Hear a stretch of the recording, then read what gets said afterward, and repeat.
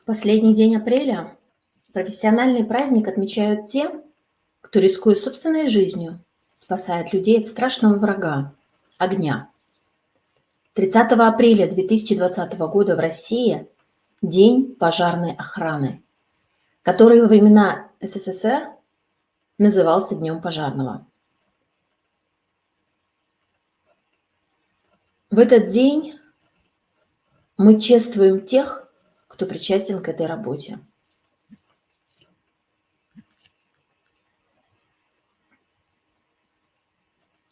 Это люди великой профессии, люди с большой буквы. А значит, мы с вами должны их чтить, уважать и, конечно, быть им благодарны. Это праздник, который чтит всех работников службы пожарной охраны, а также всех структур, тесно связанных с выполнением этой крайне важной работы.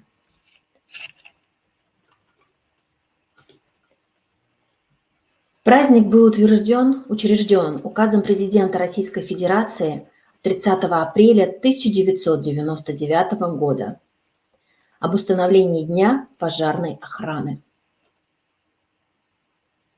А вообще в этом году отмечается 371 год пожарной охраны России. Работа пожарных очень важна для всего общества. Служба пожарной охраны является службой быстрого реагирования.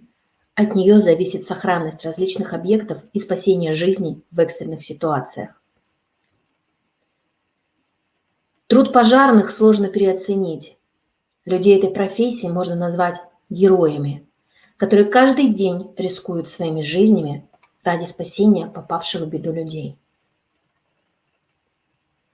К сожалению, жертвами пожаров становятся как обычное население, так и пытающиеся оказать помощь сами пожарники.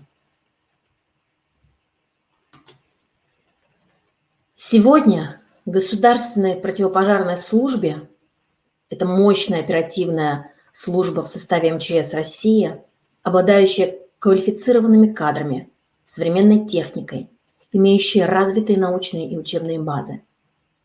В пожарной охране действуют разные подразделения, которые занимаются спасением жизни людей, ликвидируют пожары, оберегают имущество от разрушения огнем.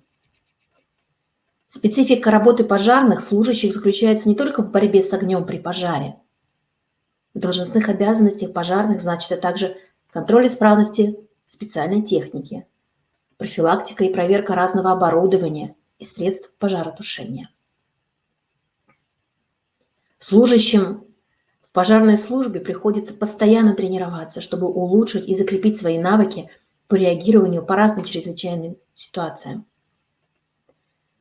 Они умеют особые личностные и физические качества. Обязательным является отличное здоровье, выносливость и высокая физическая подготовка. Ведь в экстренных ситуациях нужно быстро маневрировать, а обмундирование может весить иногда и до 30 килограмм. Важна также устойчивая психика и умение безошибочно оказывать первую доврачебную помощь.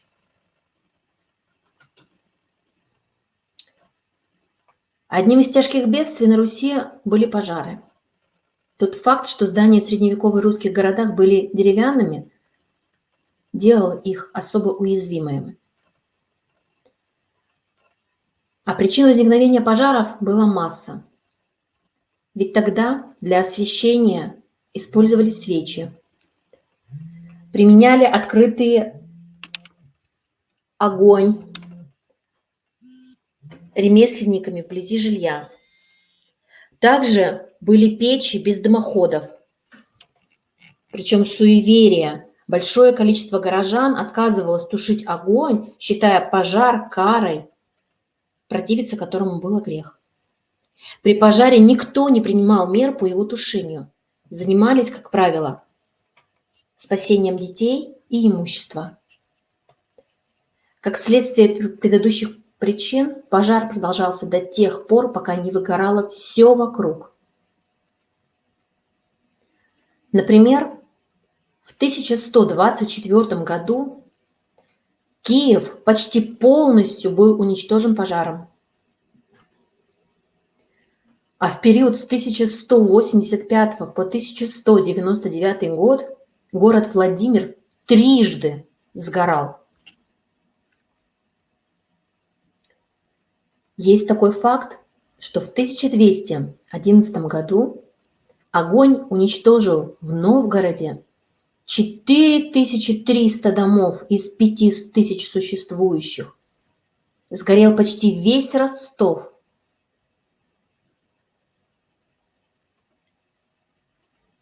А в 1493 году горели города Кострома и Рязань.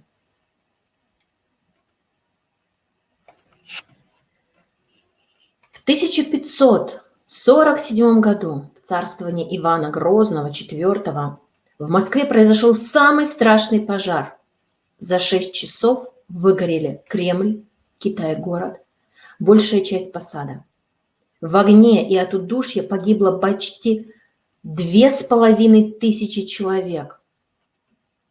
Сразу после этого Иван Грозный издал закон.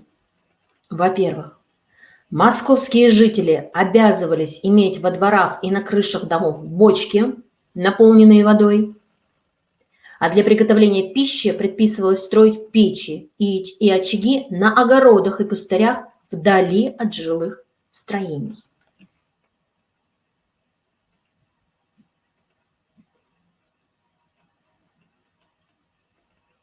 Но, как бы парадоксально это ни звучало, но День пожарной охраны, в отличие, например, от других праздников, имеет очень богатую историю. После того указа Ивана Грозного прошло совсем немного времени, и мы с вами говорим, что праздник берет свое начало еще в 17 веке, а именно в 1649 году, когда царь Алексей Михайлович распорядился установить в Москве круглосуточные пожарные дозоры. Представители этих бригад занимались не только непосредственной борьбой с огнем, но и предотвращением чрезвычайных происшествий. То есть соблюдением принятых норм пожарной безопасности. Например, нередки были случаи, когда люди поджигали собственные дома, чтобы оставшиеся на пепелище гвозди, невероятно ценный товар в то время, можно было использовать для постройки нового жилища. Именно пожарные патрули следили за тем, чтобы гвозди не добывали таким странным образом. Члены бригад имели право выносить взыскание тем, кто не соблюдал правила.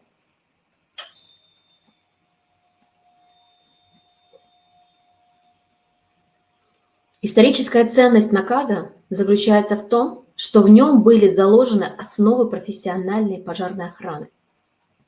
Во-первых, был создан оплачиваемый штатный состав. Во-вторых, введено постоянное дежурство в виде объезда города. В-третьих, предусмотрено исполнение при тушении механизированных водоливных труб. И в-четвертых, объезжим предоставлено право наказания жителей города за нарушение правил обращения с огнем.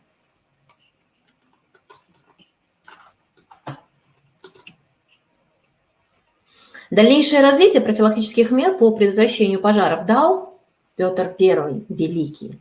Именно в его годы правления была создана одна из первых профессиональных пожарных команд. Построено при Адмиралтействе первое пожарное депо. Закуплены пожарные насосы с кожаными рукавами и медными бронспойнтами. В период правления Александра I в 1803 году в Санкт-Петербурге была организована первая пожарная команда. Царским указом в 1804 году была создана штатная пожарная команда в Москве.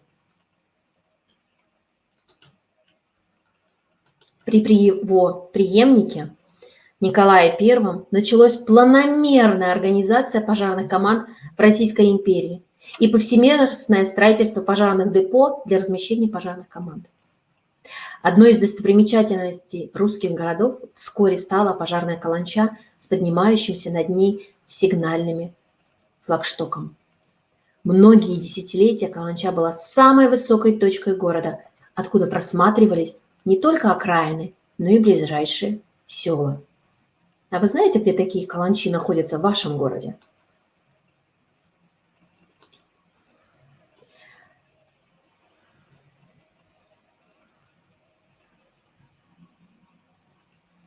Научная и техническая мысль в России всегда отличалась смелостью,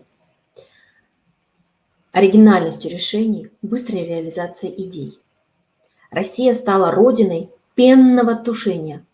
В России была создана одна из лучших конструкций гидрантов из тендеров. Был разработан и испытан первый ручной пенный огнетушитель.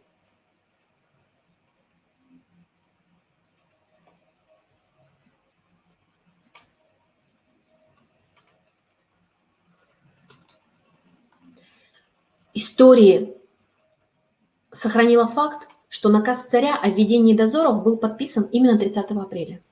И спустя почти 3 столетия, в апреле 1918 года, Владимир Ленин принял декрет о мерах пожарной безопасности, после чего несколько десятков лет во времена Советского Союза отмечали День пожарной в середине весны. И в 1994 году уже в Российской Федерации праздник стал называться Днем пожарной охраны. А как мы с вами говорили, в 1999 году прошло ровно 350 лет со дня наказа Алексея Михайловича, и первый президент России Борис Николаевич Ельцин своим указом придал празднику официальный статус. День стал праздничным, но не выходным. Таковым он остается и в наше время.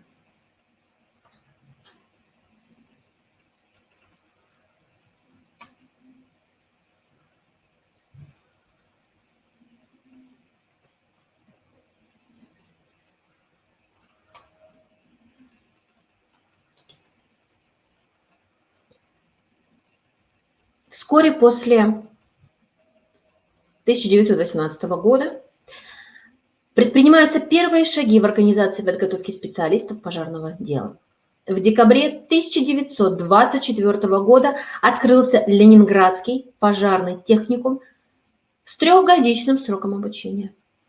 Складывается единая система государственного пожарного надзора, который вместе с профессиональными городскими и общественными пожарными частями, добровольными пожарными дружинами был призван осуществлять как предупредительные, так и оборонительные меры борьбы с огнем. Ответственность за противопожарное состояние фабрик, заводов, мастерских, складов возлагается на их руководителей. Это правительственное решение дисциплинировало должностных лиц, способствовало улучшению дела борьбы с пожарами. Налаживается производство отечественной пожарной техники и вооружения. В пожарные части поступают новые отечественные пожарные автомобили, механические лестницы, дымососы. В конце 1927 года на вооружение профессиональной пожарной охраны городов страны уже насчитывалось около 400 отечественных пожарных автомобилей. Одновременно совершенствовалась подготовка личного состава пожарных команд. Расширялись и открывались новые учебные заведения. Из стен первого в стране факультета инженеров противопожарной обороны состоялся первый выпуск пожарных специалистов. Для проведения научных исследований и организации конструкторских разработок в области противопожарной защиты в 1931 году создается пожарно-испытательная лаборатория. А с 1934 года Центральная научно-исследовательская пожарная лаборатория, ставшая впоследствии Всероссийским научно-исследовательским институтом противопожарной обороны.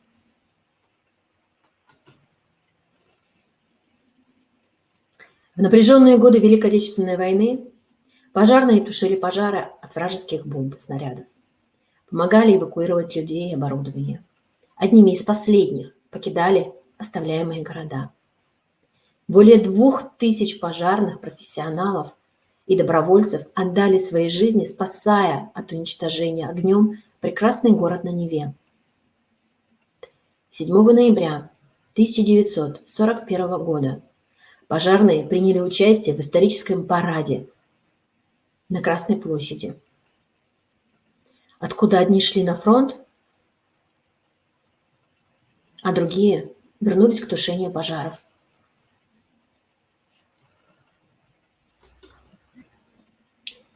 Современные условия жизни общества способствуют росту числа пожаров и размеров социально-экономических последствий от них во всем мире.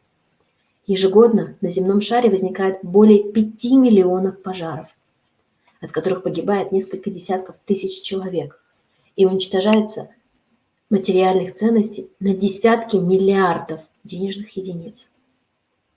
Огромный урон природе наносят ежегодно лесные и торфяные пожары, а также пожары аварийных нефтегазовых фонтанов. Пожары в 20 веке стали настоящим бедствием для человечества. Это заставляет специалистов постоянно искать новые, более совершенные средства и методы борьбы с пожарами. В 2001 году, согласно указу президента Российской Федерации, Государственная противопожарная служба перешла в подчинение Министерства Российской Федерации по делам гражданской обороны, чрезвычайным ситуациям и ликвидации последствий стихийных бедствий. Подразделения Государственной противопожарной службы ежегодно совершают около 2 миллионов выездов. При этом спасают от гибели и травм на пожарах более 90 тысяч человек.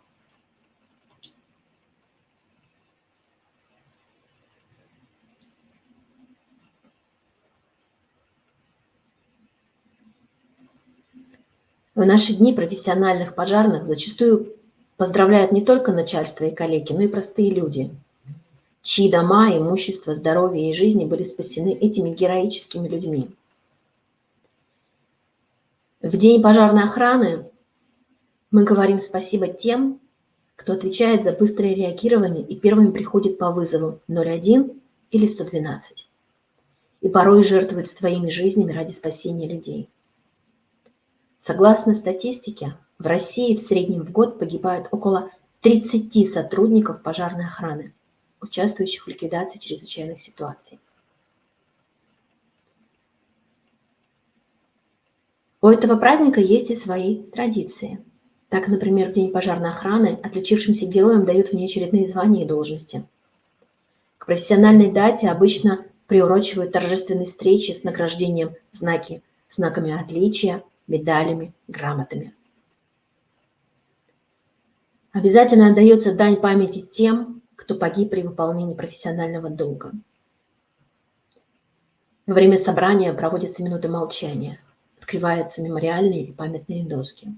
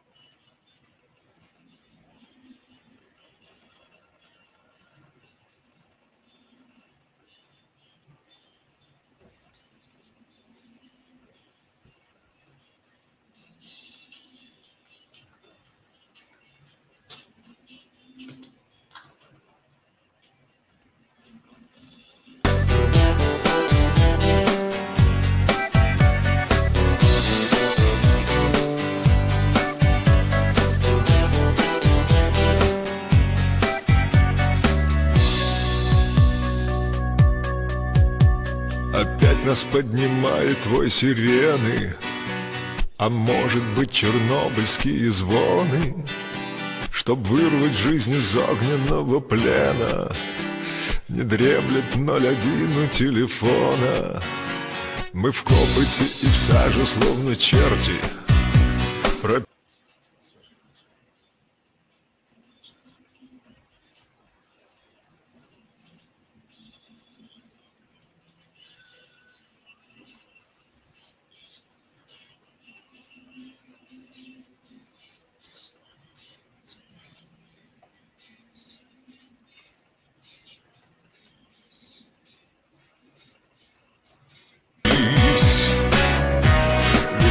с тобой, братишка, другой судьбы не надо.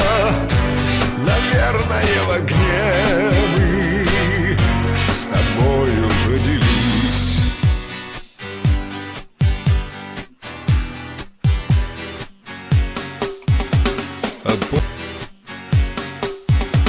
А помнишь ли, братишка, первый выезд, как струнами звенели наши нервы, и как на руках своих ребенка вынес парнишка тот, что награжден посмертно.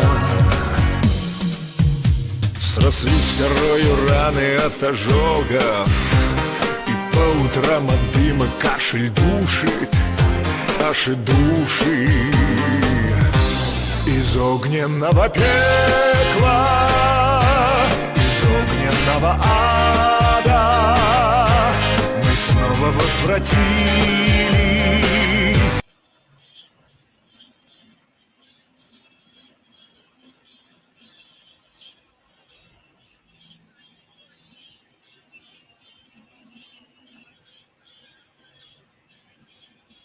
Не надо, наверное, в огне мы с тобою родились. Из огненного